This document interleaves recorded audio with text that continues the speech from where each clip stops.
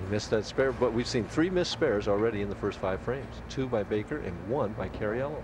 Baker's down all 2. of them on the right in a hooking condition. I cannot believe that they didn't practice. I saw Mark practicing those things. He's got to shake it off, doesn't he? He has to try and put it out of his mind, but it's so hard to do. That's been a very good lane for him, but it's been a tremendous lane for Cariello, who is up 2. Cariello has all strikes, first, third, and fifth frame.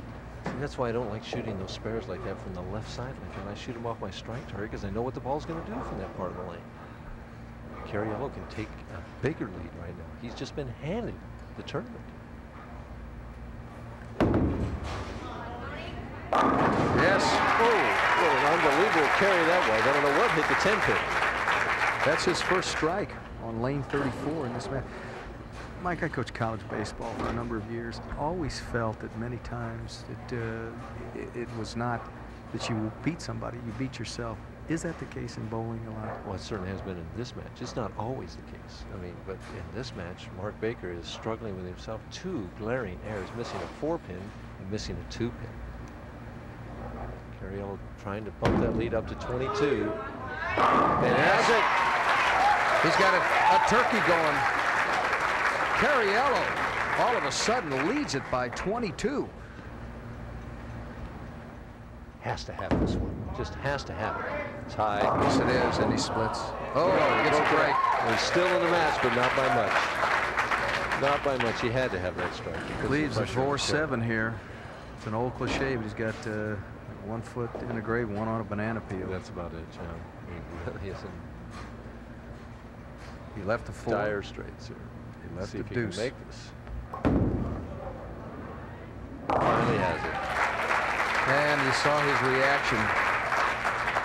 He's going over to look at the score. He better figure out his potential. He is still potential 216. Cariello right now is going at a 208 pace if he would spare strike out the rest of the way. So Mark is not out of it yet.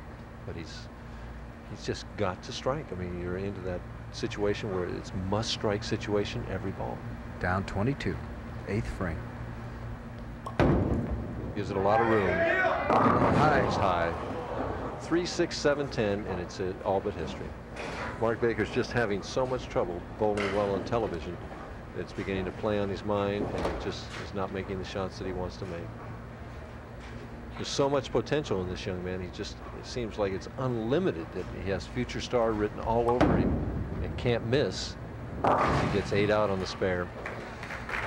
Tony-Cariello is 1 step closer to $18,000. Well, who is Tony-Cariello? He's 30 years of age, from Chicago, Illinois. Last year, Mikey earned $1,000. This year, he's earned $8,200.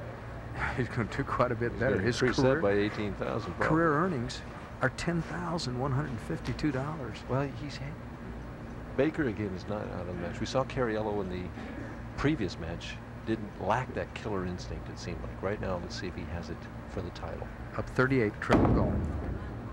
Good release. Yes. He knows it. Oh, I was really impressed with that release.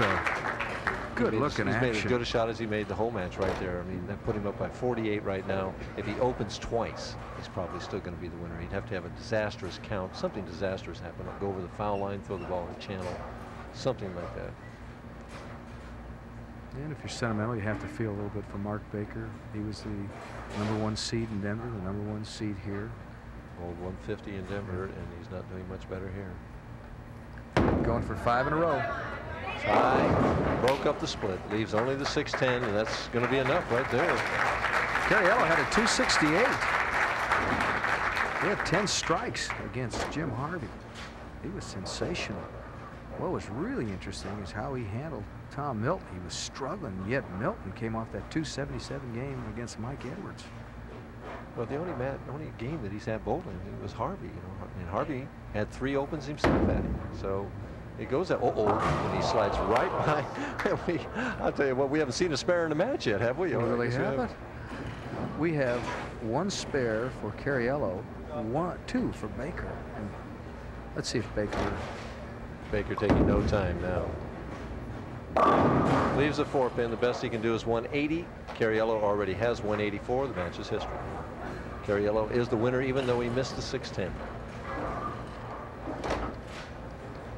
Tony-Cariello, and he's looking over at the scoreboard right now. Interesting, in a week, all week long, throwing nothing but strikes, and it turns out that spares were the key to this situation. Missed spares, more specifically, in the first frame and the fifth frame.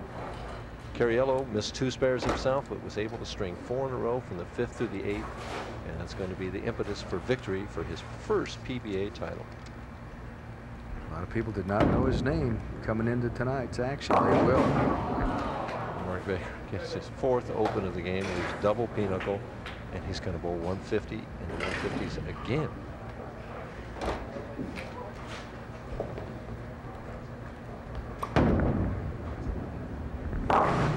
So Tony-Cariello is going to walk away with $18,000. He has this match won. All that's left is to decide the number.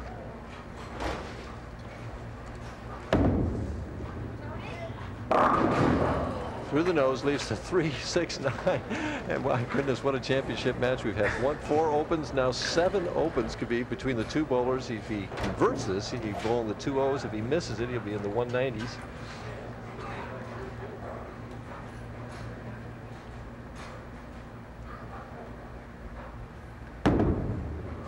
He'd like to make it for pride's sake. Oh, he did.